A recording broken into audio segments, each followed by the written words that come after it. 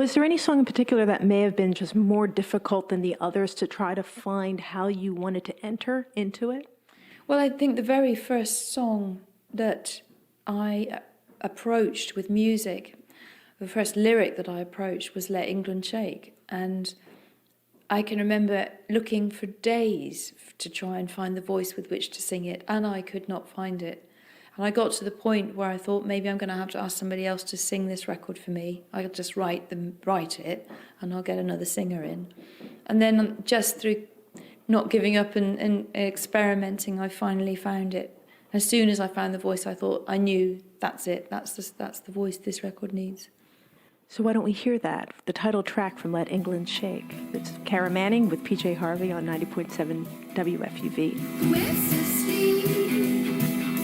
Let England shake. Weighted down, the silent dead. And fear our blood rise again. We'll rise again. And that's Let England Shake from PJ Harvey's most beautiful. Is it fair to say also it's a brutal album, but in a beautiful way? I think that's fair. Yes, no, it is brutal. It uses very brutal language. But I think, if you're an artist that's interested in talking about the world we live in today, then that's the language you have to use, because it's a brutal world. So. What was it about the auto harp that became the sort of instrument of choice for you for this record? What is it about that particular instrument that felt right with these songs?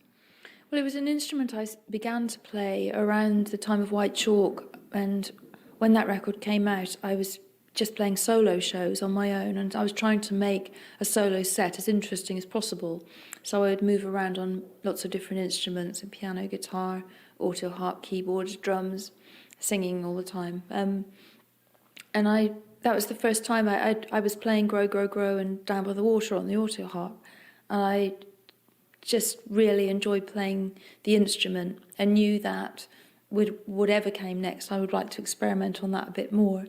And it just lent itself very well because, like I was saying earlier about not wanting to weight the words down anymore with heavy music or heavy singing, it's a beautiful, light, melodic instrument. It just sings, and harmonics sing off it.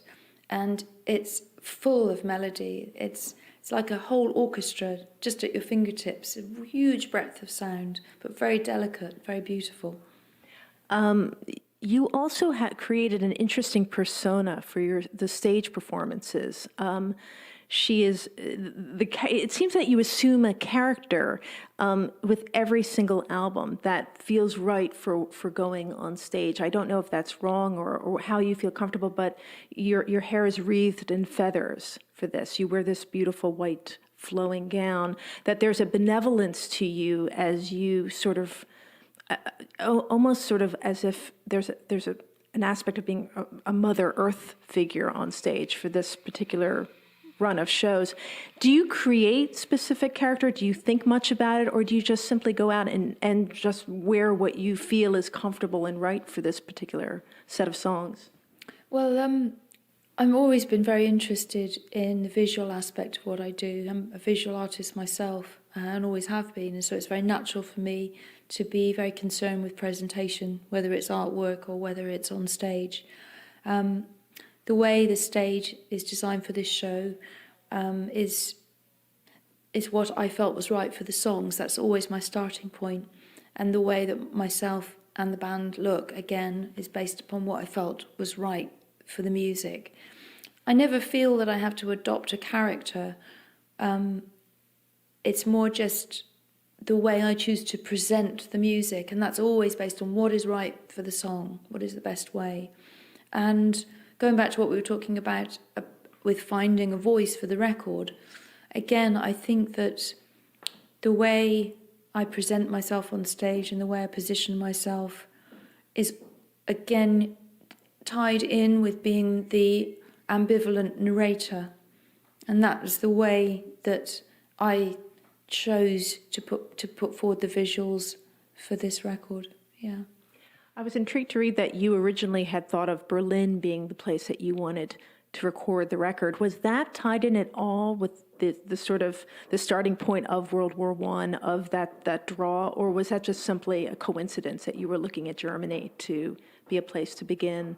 And you eventually ended up in Dorset, correct? Yeah, it wasn't particularly tied in with the history of Berlin for wanting to make a record, this record there, but it was more just, I find that city very stimulating and intriguing, and when you are in an act of creation, of making something, it's good to feel stimulated, excited by the environment you're in. But as it turned out, I couldn't find a recording space that felt right. And when I returned back to England, purely coincidentally, a man that ran the local church as an arts centre now approached me and said if I ever wanted to record there, I'd be very welcome. And that's how it happened. You were also doing illustrations for Francis Ford Coppola's magazine that sort of accompanied the songs that you were doing. Are you going to do anything with those illustrations or not? Yes, I mean, I paint and draw all the time. And I plan within the next few years to start putting out regularly small collections of both my paintings and my poetry and my writing, pieces that never become songs but are my extraneous work outside of my main work, which is songwriting. Because you had mentioned being a visual artist before, so I took that small tangent, but then steering myself back to being in the studio with your longtime, John Parrish, you've worked with so many years, and Mick Harvey, and also Jean-Marc, is it Bouty or? Butty. Yeah. There you go. I knew I was going to mispronounce that. And also Flood. What is it when you all found yourself converged in the studio? What was most important as a group for you to sort of do in sort of bringing these songs to active life? Well, I knew that I wanted it to have a very energetic, uplifting, communal feel. And so we set about recording everything live. We set up our stations wherever we were going to be. Everyone could interchange whatever instrument they wanted. So it was, a keyboard station, drum station, guitars. And it happened very quickly. We wouldn't play any song more than 2 or 3 times. And the boys in the band, I'd given demos, so they knew roughly how the song went. The demos were as far as I'd got with the songs, which would be the main chords, the melodies, the vocals and the harmonies. But there was no drum patterns, there were no bass patterns. So we'd just run with it and see where it would take us. And there was an excitement about that. We were all very inspired because it was exciting and new. We didn't know what each other was going to do. And a wonderful feeling of creativity permeated the whole session. And even, it seems, given even the darkness of what you were singing about, there's great joy in this record. There's great hope. It's a fascinating juxtaposition. I knew that I wanted to bring in beauty and hope and love. And I think all of these aspects are there as well, particularly through the music. But a lot of these songs are songs for many people to sing. And I looked right back through the whole tradition of how music began as storytelling, really, and as songs in the fields. Folk music was to strengthen and unify people, whether it was through an uprising and a rebellion or whether it was through hard work in the crops, bringing in crops, but it was to strengthen each other. And that's still what music is about today, I think. It was interesting because there was a great deal of sort of reggae and dub that seemed to find its way, sifting through some of the songs like Written on the Forehead. And given Thatcher, England, and that was a time when there was there were many musicians, Gang of Four, The Clash, outspoken about what was going on politically, or it was an era in which there was that kind of music. And reggae and dub played a huge part in that. And I'm wondering, was there a specific reason why you were drawn to, and it's 90 The Observers track, which was Blood and Fire, which you sampled and chose to sample. And I'm wondering why that song in particular became a draw for you. Well, The lyrics were written over a period of a couple of years. I hesitate to say lyrics because they all started out as short pieces of prose, really, or poetry, not ever as song lyrics. And a lot of the words that I wrote didn't make it onto this record, but will remain as that, as prose. But whilst I was working on these words, very often there would be a piece of music that I was listening to that would have more resonance with me for some reason, and I wasn't sure why. And sometimes a line would just seem to be on a loop in my head, as with Niney the Observer's Blood and Fire.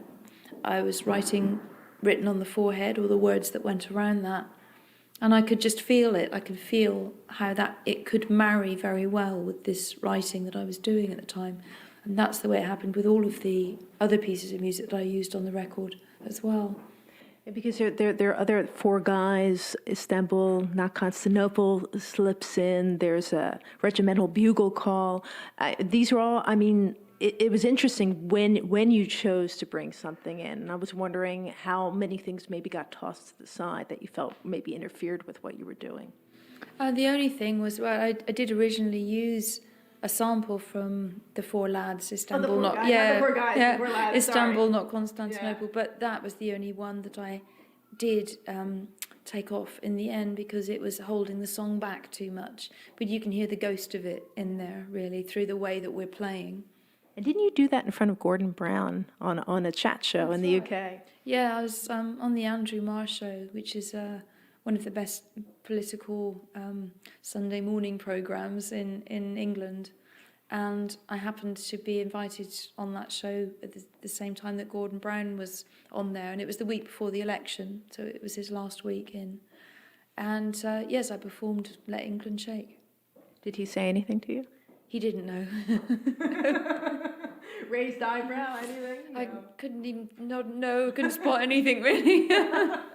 I'd love for us to listen to Written on the Forehead, which is this whole album is my favorite, every song on this, but I love this song in particular from PJ Harvey's extraordinary new album, Let England Shake. This is Written on the Forehead.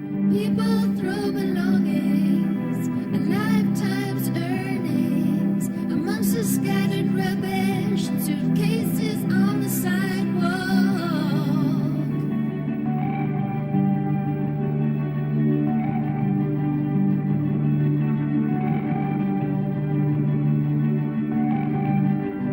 Take palms in our hands and tangerine trees, and eyes are crying for everything.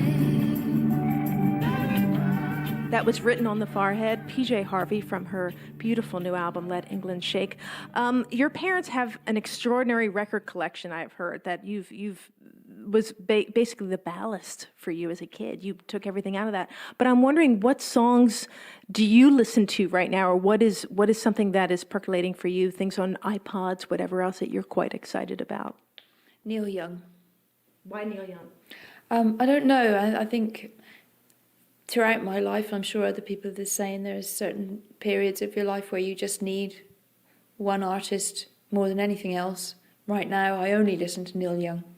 Is there? We always have a guest DJ pick at the end of these, and it's quite corny, but is there any Neil Young track in particular that you would love to hear right now? Oh, God, I've got it playing in my head. Is it? Oh, the mountain. Sugar Mountain? Sugar Mountain, that's Yeah. Yeah, that's the one. It's in my head right now. So that's the one I would choose. PJ Harvey, thank you. It's such a lovely honor to meet you, and thank you for writing this beautiful record. Thank you.